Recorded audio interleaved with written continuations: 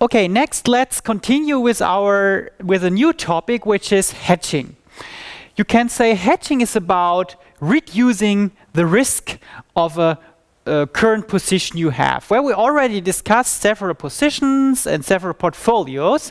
And let me start this idea of hedging with a simple example to give you an idea what is hedging about. So suppose we have a firm. And this firm is dependent on oil price. So you need oil for producing a certain product. And as long as the oil price is below, let's say, $100 per barrel, well, that's good for you because then oil is cheap enough and you make enough profits and the rate of return is great. But suppose you expect in the next months or in the next year that the oil price increases above 100 euros. So you are dependent on the oil price, yeah? And there is a risk that the oil price increases above 100. So one possibility to reduce the risk of higher oil prices or oil price above 100 is to buy a call option at a strike price at K $100.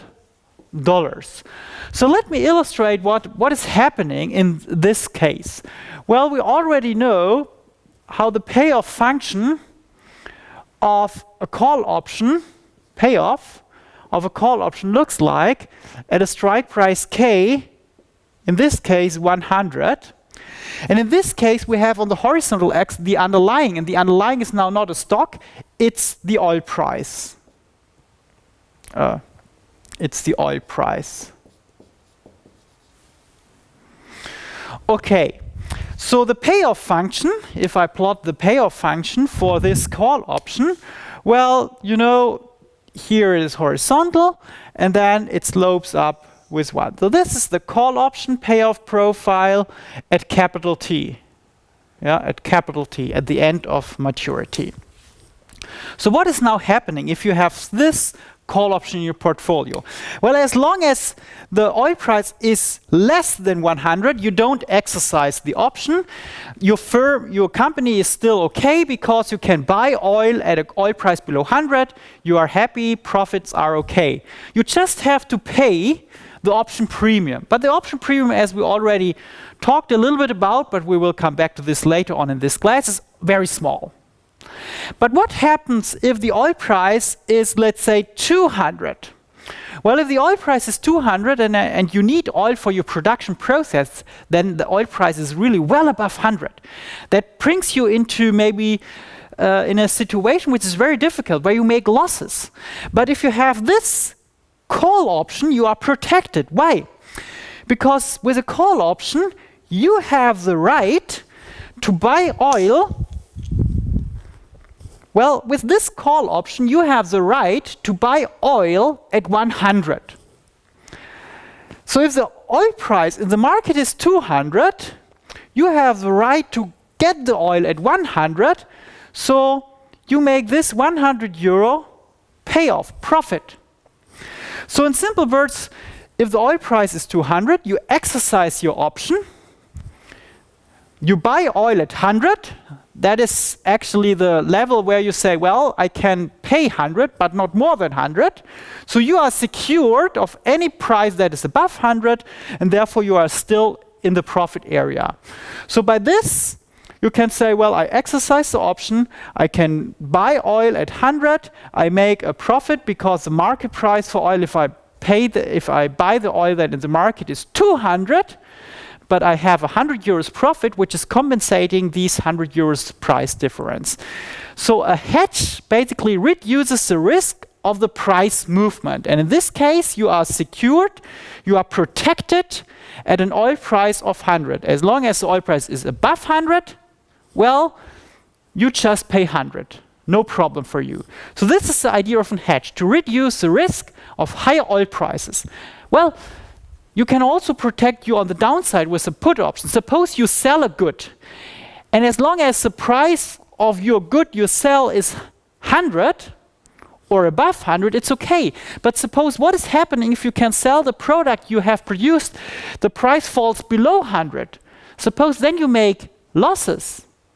So you have to protect you in a situation of prices below 100. Well, how can you protect such a price? Well, you just take a put option.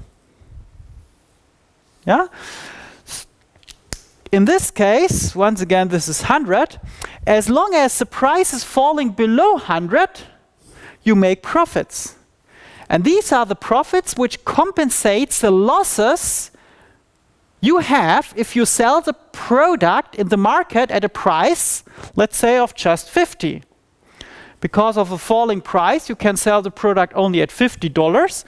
But this is okay as long as you have a put option, because then the put option is compensating you exactly for this loss you get from selling the products at 50. This is 50 as well. And then it's like selling the product at a price of 100 in the market. And therefore, you are protected. And that is what hedging tries to do. It tries to eliminate or mitigate the risk you have when the price of the underlying, let's say the input price, oil, or the price where you sell the product is changing. So now let me explain this in a more systematic way. First of all, I try to explain this analytically. And secondly, I try to explain this graphically. So analytically, the idea is as follows. Suppose we have a portfolio, and in this case we call the portfolio V. And the portfolio consists of a call option, C of an underlying, S at time t. Well, you can say this underlying is oil or it's some other input price. As we already know, when we hold the call option, there is a risk. Well, what is the risk? If we don't exercise the call option because the price at the end is in this area, we lose 100%, the call option price. As the underlying price is above K, well, then we make a profit, and therefore the call option is in money, and we have profits.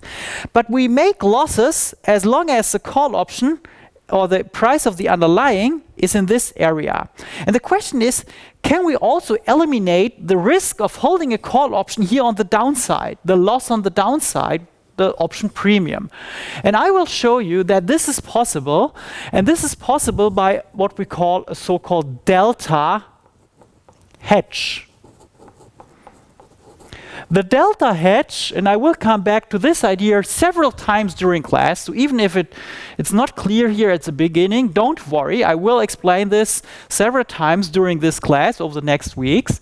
The delta hedge means that we sell a certain proportion, a delta, of my underlying ST, for instance, oil.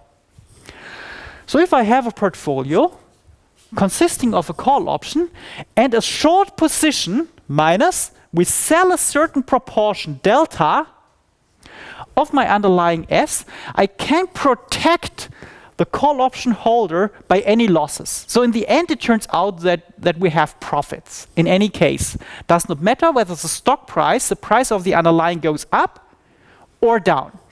But what is this delta? Well, the delta turns out to be the derivative, the partial derivative of the call option function in respect to the underlying, the price of the underlying. You cannot see this here in the beginning, but over the class it becomes clear why the delta is nothing else as the derivative of the call option function, the price of the call option function in respect to the underlying. So for this, just suppose that the delta is this derivative. So now what I do, I discuss the case when the price of the underlying, right? The stock price or the oil price changes. And we don't know whether it goes up or down, right? It's uncertain whether the stock price is higher tomorrow or lower tomorrow, whether the oil price goes up tomorrow or goes down tomorrow. We don't know this. So let me discuss now this portfolio. What happens with this portfolio if the price of the underlying, this S, changes? Well, then we have also a change in the value of my portfolio, which I indicate by this delta V. And then we have a change in the option price. So we have the call option price, S, plus the change by delta, minus the initial price of my call option, minus my hedge position is then changed by this delta S. So that is what we obtain if we assume there is some change in the underlying. So we have this new call option price dependent on the change. That is what we already paid today. And that is the hedge according to the change of the underlying, delta times delta S. So this is how the portfolio looks like after a change in the price in the underlying. Well, the question is, how can we approximate the call option if there is a small change in the underlying?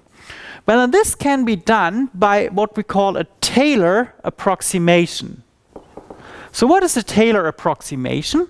Well, the call option price at S plus delta S in period T is in the end nothing else as the call option price at the beginning plus a little change of the call option price, which is the partial derivative in respect of the price, times the change of the price, plus so-called higher order terms. These higher order terms are always positive. They're always greater than 0. And that has to do with the second derivative. So in the end, behind this O, the higher order terms, is the second derivative of my call option function in respect of the underlying. And the second derivative is assumed to be greater than 0 because the call option function is what we call convex. So this positive is true because the call option function is a convex function. But how can I explain this approximation graphically? Well, you will see it's not too difficult. So suppose we have this call option function at capital T. And I already illustrated in some of the graphs the option function before capital T, which is obviously a function which looks like this, the blue curve. So this is the option function in period T. So what does this approximation is now doing? Well, it simply takes a look at a certain time and at a certain point. Suppose this is a price today, S, T. And then, from the blue curve, we already see that the price at this underlying price of my call option gives me this level. So that's here. And now we ask the question, what is happening? What is happening if we change the price? If the price goes up by delta S, let's say, then we are here. So S plus delta S is a point here. So the true price, obviously, is here. S plus delta S here. But this is a nonlinear curve, the blue curve. And what I did here, I simulated this price by finding a tangent line at this point. And this tangent line is nothing else as the slope. Yeah, I calculate the derivative of the blue curve at this price S. And that gives me this slope at this point. And now I say the price, this price, is the initial price plus the slope times the change. So in the end, this. So I add to the initial price this little delta plus some arrow. And the arrow term is basically this little part here. this little part is my arrow term, which is positive, as we can see. So we make a small arrow, but as long as this delta S is very close to the initial point, you see, this arrow gets small and small. And that is what I assume. So I change the delta S only a little bit, and then the true price and the approximated price is it's almost the same, right? Here you can see that the tangent point and the curve is almost together. And that is why this Taylor approximation works in praxis. So what I do now, I use this Taylor approximation for my price after a change of delta S, and I substitute it back here in my function. So then I have delta V, which is the portfolio value, and then I substitute back for the call option price after a change, delta S. I substitute this function. So this is the call option price at the beginning. Yeah, plus then the derivative, that's a slope, the linear approximation, times the change, delta S, plus the higher order term, which is always positive. Yeah, so I have substituted here the right-hand side, then minus the call option price, and then minus this delta S. So, in other words, now, this term is the Taylor approximation. Yeah, it's the Taylor approximation of the call option price in the future state. Minus that S minus this. And now let me simplify this. Well, you see immediately this is a call option price plus, call option price minus. And then you see this is the definition of my delta, from my delta hedge. Yeah? And here we have minus delta hedge times delta S, and here we have plus this. So that also cancels. So the only term that remains here of my portfolio change is this O. And this O is from the approximation, the higher order term. And the higher order term is always positive due to our convexity of the option price function. And therefore, what we can see now is that the higher order term is positive, and therefore my portfolio, the V, is positive. So in simple words, we started with a portfolio, this one, that contains an option and a delta hedge. And the value of this portfolio is, after a change of the underlying, this and this, always positive. That is what we can see. So the value of this portfolio is always positive. So if we set up a portfolio with a delta hedge, which is eliminating my risk, we end with a portfolio that gives me always a profit. We never end up with a loss. And that is actually the idea of hedging. I want to eliminate the risk of the underlying. And the underlying is uncertain. The price can go up or down. But with a delta hedge, we are eliminating the risk of whether the price goes up or down. It's eliminated. It's gone. We end always with a positive payoff. So this is the idea of a delta hedge. And now what I try to do next, I want to illustrate this graphically. First, I try to plot a graph here on the blackboard to illustrate this graphically, and then in a second step, I just show you a graph which I have already prepared. So let me illustrate this graphically.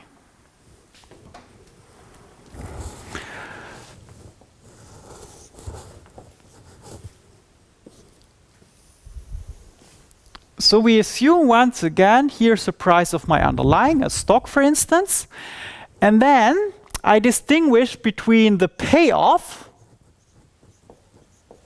which is in black, and let's say the profit, which I will plot in red. So first let me draw the payoff. So we have a strike price K, let's say 100, which is, by the way, also the current stock price, let's say ST.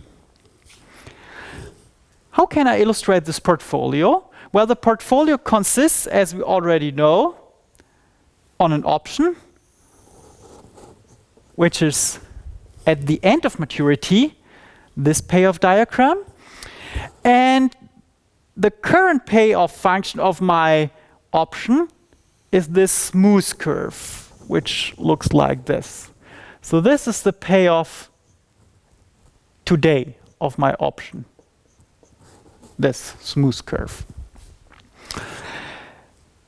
Well, if I take into account the initial investment, right, I have to pay something. I have to pay a price for this portfolio, and therefore the profit is payoff, you can say revenue, minus cost.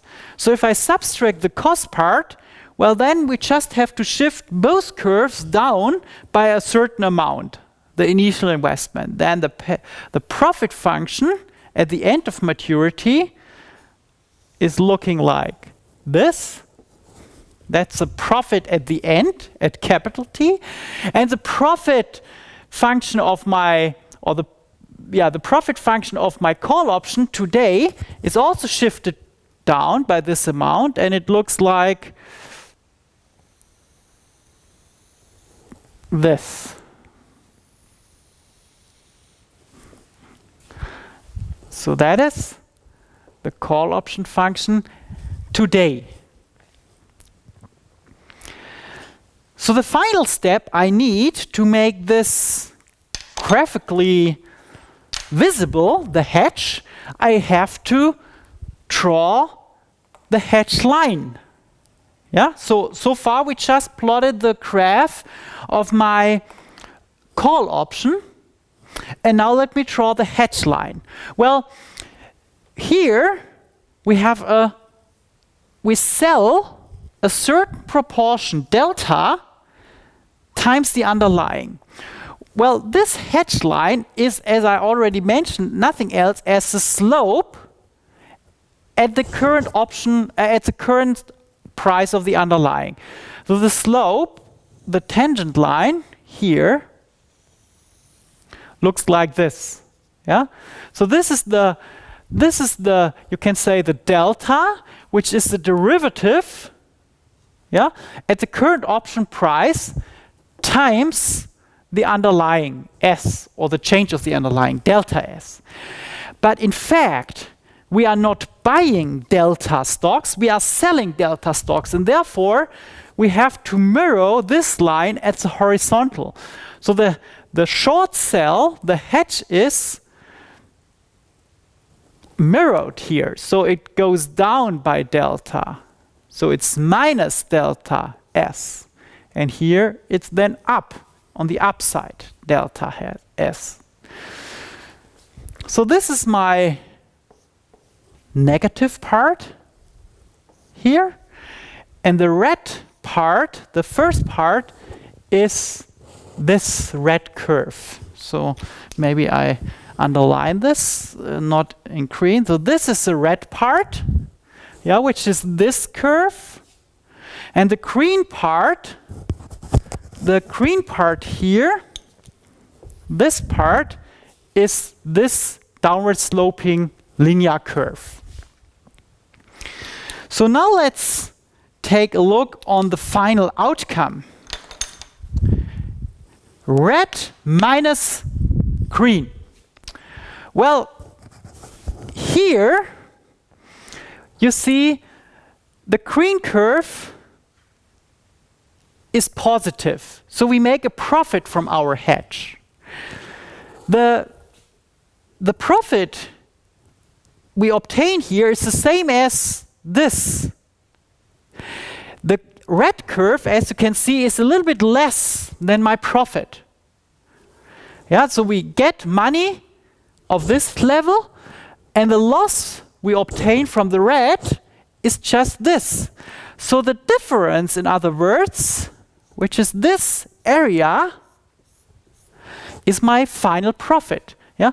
Profit, which is also illustrated, you can say, if I just switch the sign, it's reflected by the green line, and the cost is reflected by this difference to the red. So the difference between the red and the green curve is the overall, the portfolio profit. And that is positive. Yeah? The cost is less than my profit. This is my cost, this is my profit. So profit minus the cost I have, if the price of the underlying is in this area, is lower, and therefore I make this shaded area as profit. And the same turns out to be on the right-hand side. So this is the price of the call option, for instance, in period T. And the cost I have is reflected by my hedge, which is this line, or you can say this line, which is negative. That is the current value, the price of my option, minus the cost. Well, then you can see immediately that the price, the area here, the difference, is reflecting the profit. Profit is the price, the value of my option, minus the cost of my hedge. Yeah, that is what I have to pay, but still, you see the price I get from my option is larger than the price I have to pay for my hedge, the green line. And therefore, in the end, I have a profit here of my portfolio, and I have a profit on the positive side. So when the price goes up, when the price goes down, I always end with something positive. Well, that's the same we find analytically, right? This approximation term, this O, yeah, which is here, is always positive. So when the price goes up or way down, we end with something positive. And that is what we can see in both areas. So now let me illustrate this also here on our slide with the beamer. Okay, let's take a look once again to this graph. This graph is now illustrating what I already developed here on the whiteboard. So we have to distinguish the payoff function of my option, which is the black in dashed line here. The red curve are illustrating the profit function of my option today at the end of maturity. And the green dotted line is my delta hedge. Yeah? The delta hedge, in short, is this downward sloping line. I also show this upward sloping line, the mirror, because it helps to understand whether we make profits or losses. So let me explain it again. The red curve, the smooth upward sloping red curve, is the option price today. If I sell the option today and the price is in this area, well, it's a very interesting product. It gives you a value, and therefore the price is high. If I sell the option price and the current option price is here, well, then the option is not really valuable because it's out of money, and therefore we are here in the negative territory. So if I compare the option price, the smooth red curve, with my delta hedge, which is this downward sloping line, or you can say this line, what can we see? Well, here the option has a negative price, but I will get profits from my hedge. And this hedge line, which is also this hedge line, is bigger than the negative price. And therefore, the price I have to pay and the money I get is bigger than the price I have to pay. This is profit. And the same is on the other side.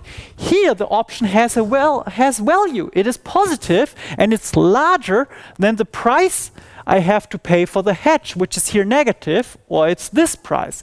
So price minus cost, and the difference between the red curve and the green line is the profit area. You can say the net profit.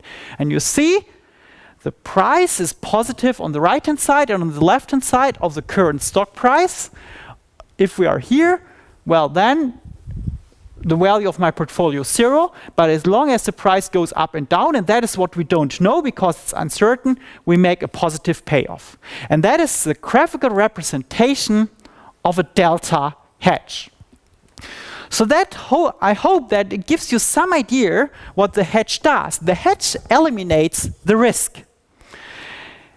And let me add just one point at the end of this block of hedging. In economics, we always talk about the optimal profit maximization point is a point when we have marginal cost is equal to marginal revenue.